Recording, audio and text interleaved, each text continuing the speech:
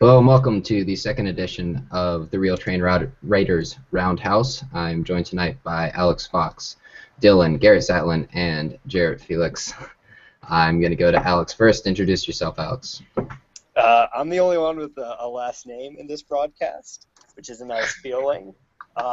As we all, approach finals and, finals for high school, I'd like to just recite a poem that keeps me going in this time. I fly with the stars in the skies. I'm no longer trying to survive. I believe that life is a prize. But to live doesn't mean you're alive. Nicki Minaj. Thank you, Alex. Words that will truly inspire future generations, we can only hope. Dylan, next up, let us know about you. Dylan Jacklich. I like long runs on flow track and roundhouse and chill. All right. Garrett, we've seen you once before. First return. Yes. So Garrett Zatlin at Virginia Tech, NCAA correspondent, and I had a top 10 worst run today. It was so bad. Yeah, everything hurt. It was terrible. We've all been there. Jarrett, tell us. You just ran. Tell us about your run.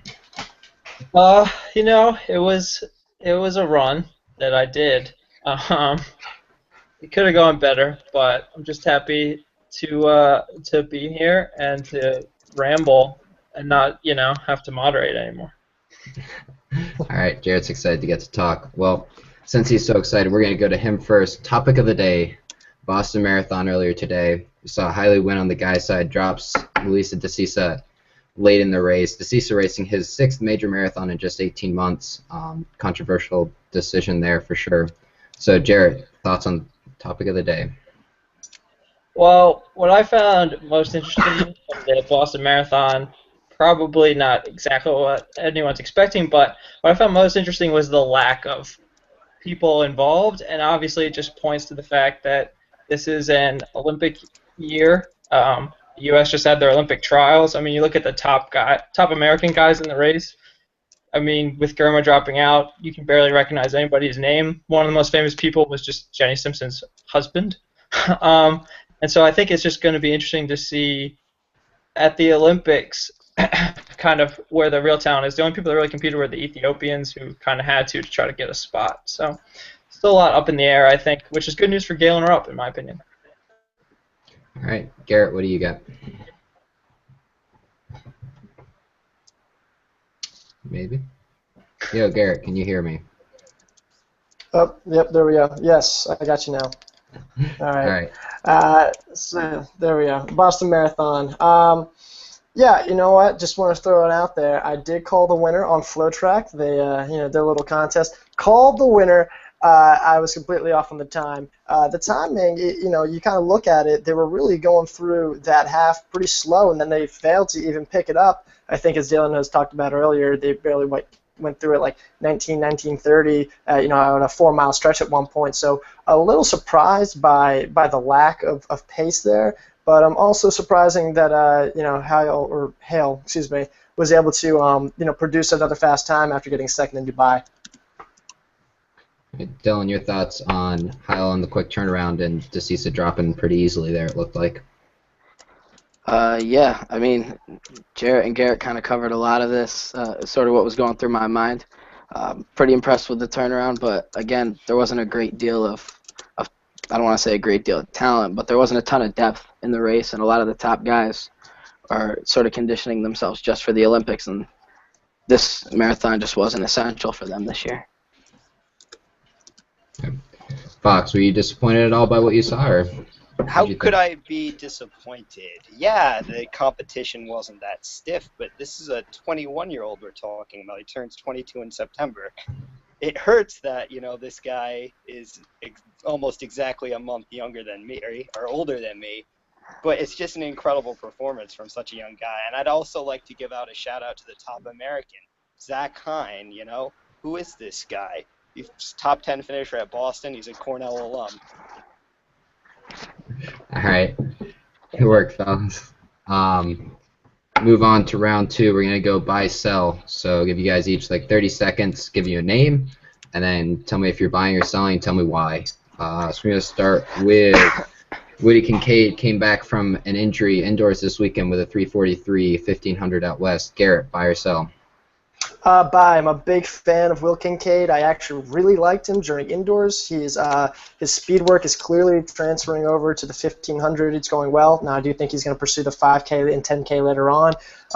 So I don't really think this is a sign that he's going to be running the 15 in the future, but I think that he's going to be showing some excellent closing speed and can do well in a tactical race come a 5K or 10K. So I'm buying the speed work that he's developed. Jarrett, buy or sell? Well, I'm definitely buying also. I mean, 343, I think that was a PR for him, 1500 by like a couple tenths.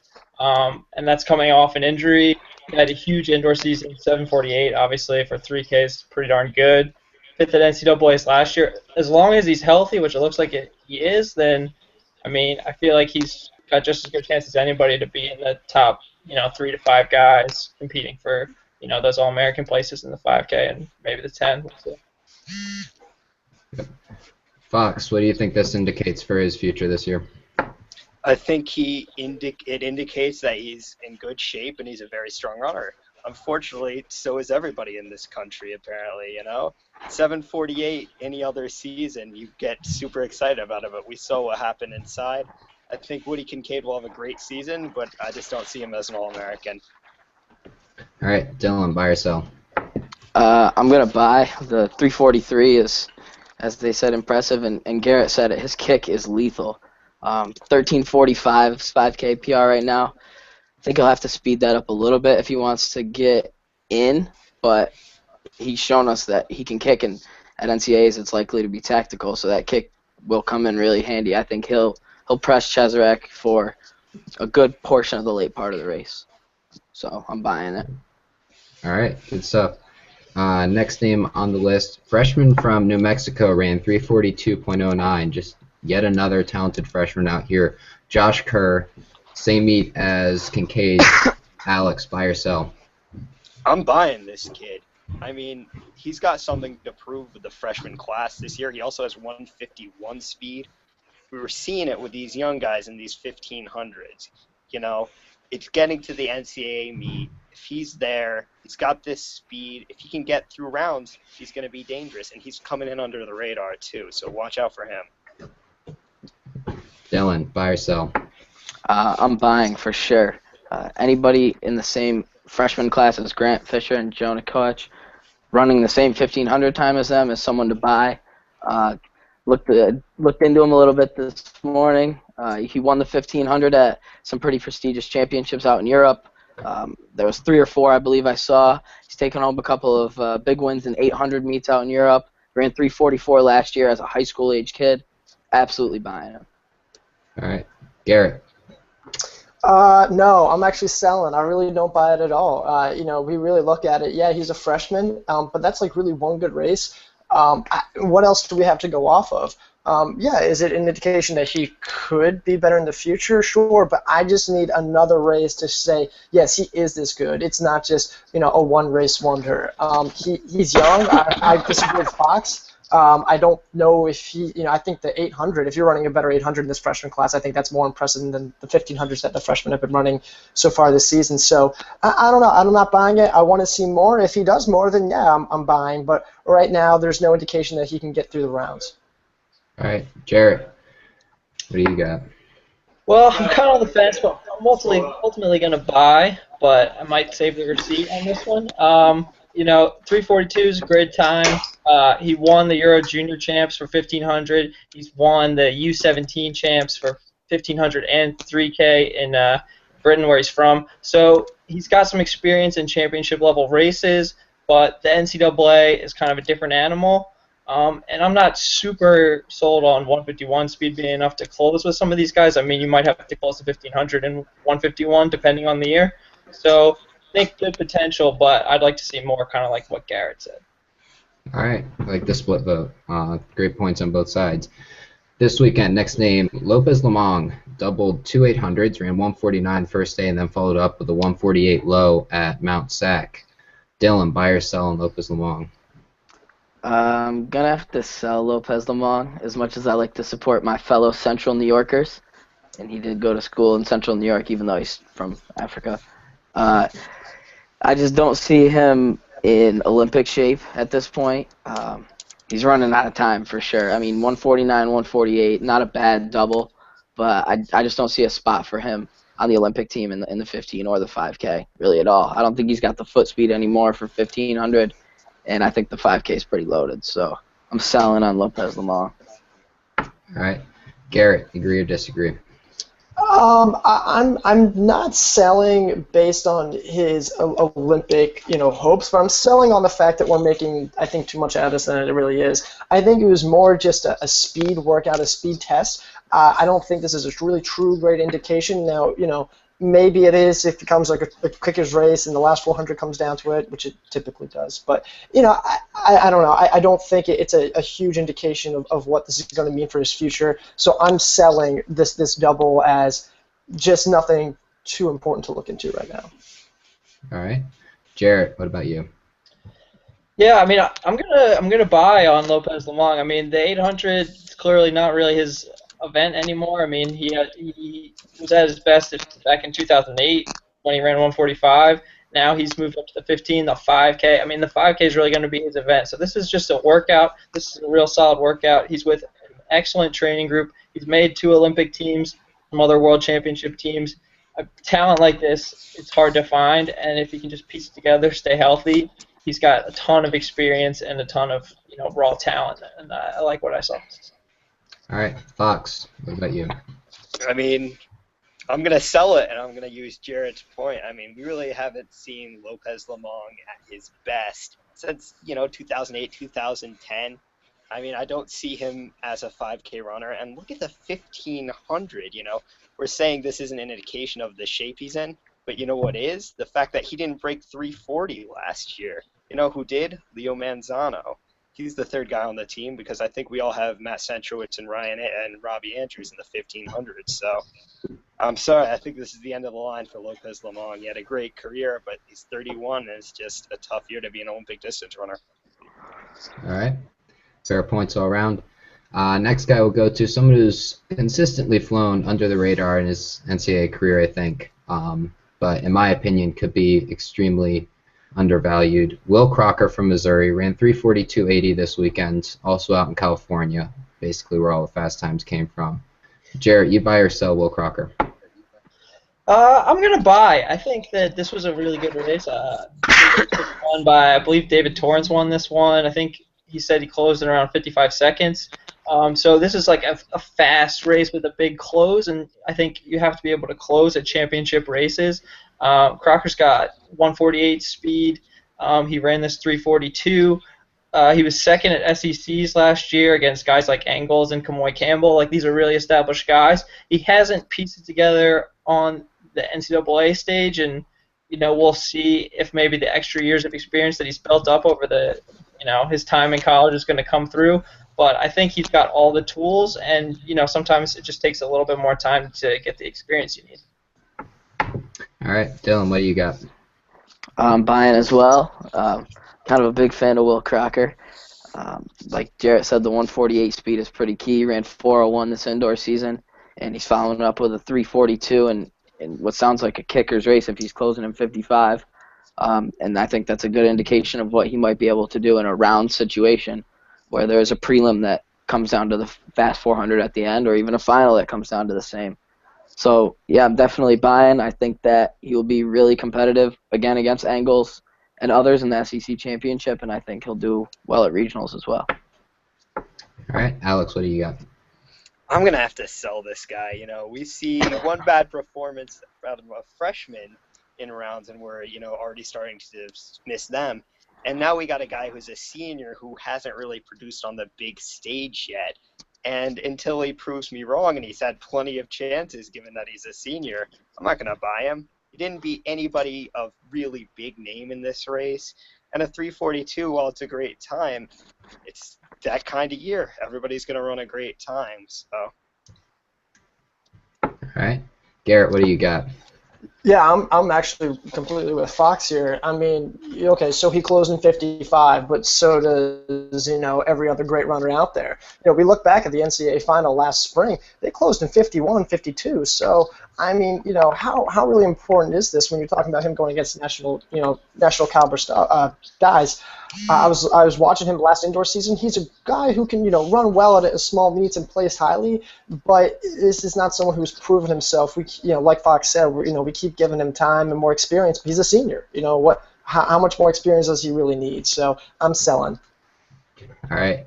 Last name on the list, fellas, someone who's attracted a lot of attention over the years, especially last year in the 800 prelims at USA's. Dwayne Solomon runs 145 from the front, split about 51.3 through the 400.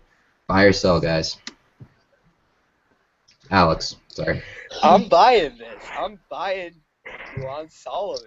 I mean, I think the 800 is the most unpredictable event we have right now. Sure, we have this stud in Boris Berrien, but he didn't make the team last year. Kaz Loxam, this great talent, didn't make the team last year. And then you've got Eric Sawinski, but that's one guy. We have Clayton Murphy, but he's Clayton Murphy. I think the 800 is wide open. We saw Simmons last year. These veterans can put it through. Dwayne Solomon, when he's on. 145 this early. I like it. I'm buying. Dylan, what do you got? I'm with Fox. I can't believe I just said that. 145, like he said, Simmons looked dead in the water in the winter last time through, and then all of a sudden rounds come around and he's an elite runner again. I think Solomon's setting himself up to do the same thing, and in such an unpredictable event where you don't really know what a Kaz Loxam might bring, or even a Boris Berrien. He did run a great time, but he could flame. He could flame right out of rounds and not even make finals. So I'm with Fox. Big move for Dwayne Solomon here. I'm excited to see what he's got coming for us in the near future. Jarrett, buy or sell? Yeah, I'm gonna have to completely disagree. I'm selling on Dwayne Solomon. I mean, if you look at this technically compared to some of his other years, he's actually run in the 144s and the 163s early in his seasons in the past. He has a tendency to come out of the gates hard, and he doesn't always finish the job. I know he's won some U.S. titles, but he's over 30 years old now, and this field is all guys who are young and up and coming. I mean, you talked about Clayton Murphy. Last year he was only third at the NCAAs twice. Now he's won a title. He looks like he could win another one right now. He's a young guy, and he's not even one of the favorites. I mean, you have Loxam, who did make the team last year, and Sawinski, who did make the team last year. Simmons with Murphy, Ryan Martin, Charles Jock. I mean, you got guys in their 20-somethings. They're hungry to make teams, and Solomon just puts himself out there ready to be shot down after 400 meters. I don't buy it. All right. Garrett, what do you got? I really wish I didn't have to go either way. I'm really conflicted because I agree with Jarrett. You're looking at this. There's so many younger guys that are just have so much a grind to get there. And we saw with Dwayne that he took some time off, or at least he was maybe injured at one point. But there was a hiatus where he wasn't racing a lot. But I am going to the end by because of the way he's progressed. He's clearly someone who has taken his time with his training. He, is being very safe and very smart and is showing great progression because, he just went from 148 like 2 or 3 weeks ago all the way down to 145. So I think the progression's there, and I think he's experienced enough to get through the rounds and to get to the Olympics. All right. Great stuff, guys. We'll move on to our next section now, which is quick takes. So just give me 3 or 4 sentences on what you think of their performance and the question I give you. So we're going to start with Sean Thompson in the elite section of the 10K at Mount Sac, ran 28:47. Alex Fox, do you think he can contend for a top 3 spot at NCAAs? Top 3? No. I mean, he's just not a track guy. We saw it inside. He's a great cross-country runner. He's a great runner, but I think All-American, absolutely. Top 3. Not his race. It's going to be one of those slow races, quick finish, not his thing. All right. Dylan, what do you got? You know what? I'm going to buy top 3 at NCAAs for Sean Thompson. Let my bias show, fellow Central New Yorker. I thought he looked pretty good running 28:47 NCAA lead time. And I like him to keep improving throughout the season. I think that, in a slower race like you discussed, he could win, sort of like Curtin beat Cheserek at pre-nats, in the same fashion. Thompson was right there behind Curtin throughout the race. Ches did hawk him down, but I think that was a decent experience for Thompson, and I think that he will finish top 3. All right, Jarrett, what do you get buying? Well, I mean, I still haven't seen enough from him yet. He's already run 2 10Ks, which maybe is a little excessive. And he's had a lot of chances coming into NCAAs as a top seed, but we haven't seen him really do anything at cross or indoor or outdoor track. I mean, haven't seen enough to think that he's going to do anything too special. All right, Garrett, top 3? No, not top 3. You know what? It's going to be an interesting race, though, because I do think he's going to qualify for nationals. I think he's going to be able to set a fast enough pace to get away from the field and get to nationals out of regionals. But it's going to be an interesting race because with Thomas Curtin there and with Sean Thompson, now the race is going to be very fast up front. So still, then there's going to be a lot of kickers that are going to be able to hold him off and kick him out. I do think he's going to be All-American. I do see him as one of those guys that holds off for around the top 5, the 5th to 8th range. But I don't think top 3. I think he's already progressed quite a bit in two races, but I don't see him top 3. All right. Next up, top D2 distance runner, redshirt freshman from Adams State, Sidney Getabude, ran 13:36 in the invite section at Mount Sac. Where do you guys think he'd place at D1 Nationals?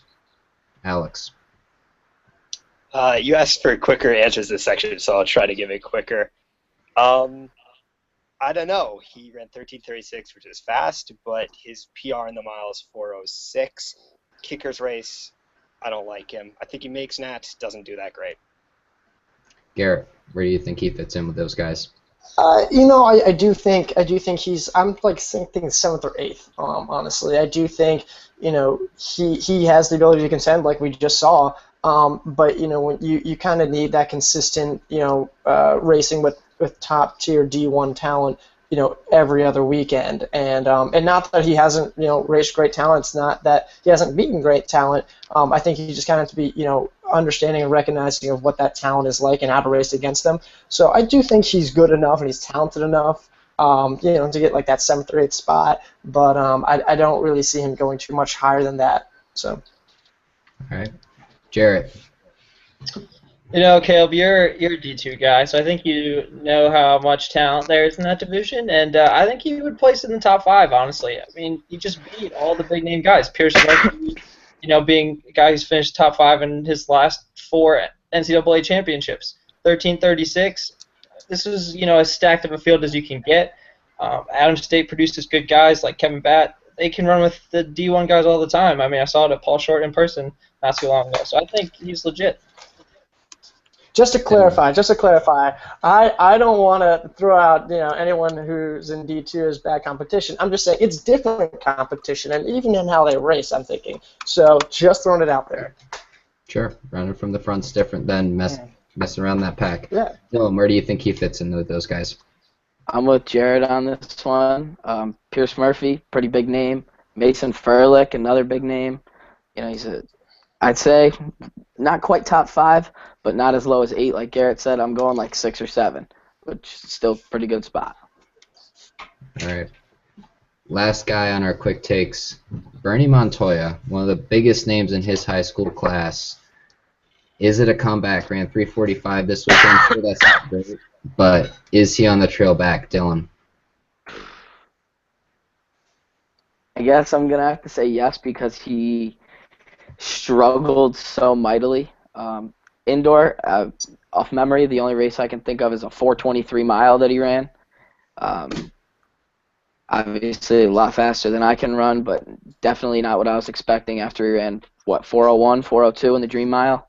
I'm going to say he's back on the path, but I'm not totally sold on that yet. He's got a long way to go still. All right. Jarrett, what do you think? Well, I think first of all we know how big of a talent this guy is. I mean, if you ran 4:01 as a junior in high school, how many guys can say they did that? I think he was recovering kind of from some pretty serious illness that was almost kind of career-threatening for his running. I think that gives him like an entirely new perspective, and he just went from 4:09 one week to 3:45 the next, more or less. that's a pretty good sign. That's a pretty fast drop, so I like it. All right, Alex, what do you think?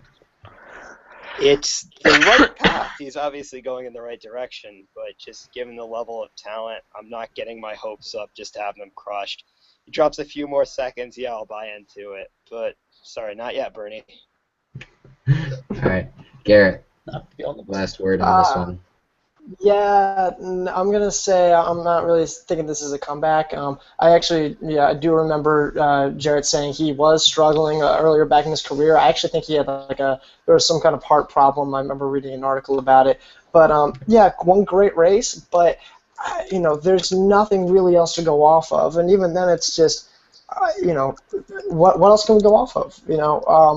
I just don't know what else to say besides that. There's just not a lot of substance to it, and if he continues to do that, great. But I have to go off of more than just one race. So, just to add on, it is a heart condition, and just to note, he finished 25th in that race. Yeah. Okay. Sure. All right, last section, calling it Take Your Pick. So I'm going to give you guys a little bit longer to talk about this, but don't go too crazy or I will mute you on this section if I think you're taking advantage of the extra time. So first up, Garrett, I'm going to go to you. Is Hector Hernandez the top 800 runner at Texas A&M now? As opposed to right now, yes, he is. Yes, right now, yes, he is. Yeah, I think when we look at Hector Hernandez. Oh. Yep, I think Garrett just disappeared. She's at NCAA's, now running 151. Oh, wait, am I here? Am I good? Yeah, you're good now. You good? Yep. Am I there? All right, cool. All right, but yeah, after dropping 151 now, it's a little concerning. So I'm going to say Hector Hernandez for this season, and obviously I think he's graduating. I could be wrong. I think he's the Aggie right now, and I don't really think there's anything else that could say otherwise. All right, Fox, do you take Brazier or Hernandez right now? I'm taking Donovan Brazier. Kid ran 145. He's the conference champion. He gets tight at indoors. It was unfortunate. He's going to come back this year outside. He'll be fine. Dylan. Yeah, I'm going Brazier too. I do think that he may have suffered some sort of injury or pseudo-injury where, he just did not feel right in that NCAA race, and I think this is, him coming back from that injury or pseudo-injury, getting his mindset back right into racing. So I think when conference champs roll around in, 5 weeks from now, then I think he'll show that he's quicker than Hernandez even right now. All right, Jarrett, what do you got? Well, I think that, we all know the proper time to peak. And we know what a good progression is, and we know that Brazier's fastest time is from January. We're in April now. I'd like to see at least some progression since then, and it seems like he's headed in the wrong direction. Hernandez, meanwhile, is dropping times. He's consistently in the 146s now, which is a hard place to be consistently in. So I definitely have Hernandez. All right. Next choice I'm going to give you guys. Ben True this weekend, the BAA 5K was just 2 seconds behind Dejan Gebremeskel, one of the top 5K guys in the world. Would you take True or Rupp as a better chance to medal on the track in Rio? Alex. Ben True. He showed it a couple years ago at Peyton Jordan. He's an elite runner. I don't like the guy, but 13:02. It's great day today in Boston. He can run with the big boys, and he will in Rio. All right, Garrett. Yeah, I disagree. I think when you go up against Galen Rupp, he's Galen Rupp. He's shown that he can pretty much dominate in whatever race he's in, given proper rest. Obviously, that didn't happen at USA's where he was coming off the marathon. But, I think Galen Rupp all around, he's been there. He's got the silver medal. He has just by far the best times. I think you have to go there. And Ben True hasn't always shown that on the track, so I have to go Galen Rupp. All right, Dylan, what do you think? I think that Galen Rupp's training methods, whatever they may be, allow him to run best when it counts. So, tough not to take him. Him and Sal. There it is. All right, Jarrett, you taking True or Rupp for the better chance to medal on the track at Rio? Well, to me, this is a no-brainer. It's definitely Galen Rupp. First of all, he has a silver medal from the Olympics. Kind of the most important race of his career. He came up in a huge moment. He's consistently wins USA championships that he's fresh and prepared for. Even last year, after running in brutal conditions for the 10K in Beijing, he came back for the 5K and still was a top American. So I just don't know. There's no Americans that are on his level, and there haven't been for a long time. So I'm not going to put someone there. All right. Next up, you guys touched on Pierce Murphy from Colorado a little bit earlier. So would you take Footsum or Pierce Murphy to place higher at NCAAs? Garrett? I'm going to say Pierce Murphy. The guy has been outstanding recently. Cross country, he developed all the way to be, Colorado had a lot of shifting of their top guy last season. Now, this past cross country season, he was consistently their top guy, consistently with the best, consistently winning races, and I believe got third at XC. Some turnover, he's developed a kick, and I really like that about him. Footsum, he's done this before where he's run really solid races in the middle of the season and then, swings back and just barely gets All-American or finishes outside of All-American. So I like Pierce Murphy, and I think he's developed nicely. All right. Jarrett, which one are you taking? I'm going to go with Footsum here. I know that Pierce kind of has a really good resume. I mean, I mentioned it earlier that he's been in the top 5 in his last 4 championship performances, but Footsum's kind of, he's doing something that he's never really done before. He's never really showcased this kind of speed. We talked about he's run 13:37 in a race that he kind of dominated, and he ran that equivalent of the 3:56 mile indoors. You can debate the accuracy of those equivalents, but he's got a ton more speed than we've ever seen from him before. He and Pierce finished right next to each other. Indoors, Pierce had a cross season, Footsum did not, so I think outdoors could be a different story. All right, Alex. Oh, Pierce Murphy. Yeah, they finished next to each other, but Pierce Murphy was coming off another race. Or no, the 5K was first. Never mind that. But still, we've seen Pierce Murphy do this all year. All year. He's better on the track. There hasn't been a single guy for Colorado to do that except for him. How can you pick against him? All right, Dylan, you going to disagree with your fellow New Yorker? How can I? I mean, Footsum, Jarrett began to say Pierce Murphy has a great resume, but for me there is no but. 5th in the outdoor 10K last year to Footsum's 12th, 3rd in cross country at NCAAs. I can't count that against Footsum, but I can count it in favor of Murphy. Murphy, 5th in the indoor 3K, 3rd in the indoor 5K to Footsum's 4th. Next to each other or not, he beat him. Jenkins still beat Cheserek even though they were next to each other. Murphy all day. Great lettuce, too. All right. I have one topic left, and Jarrett and Fox, I'm sorry, guys, I'm going to mute you for this one. This is between Dylan and Garrett for the win. Oh, so, no. Goodbye, Jarrett. Goodbye, Fox. At some point, when I get it to All right. Come on, mute, please. There we go. All right. Garrett, I'm going to go to you first. Craig Engels has run 338 and I believe 147 this past weekend. Yeah, 147 low.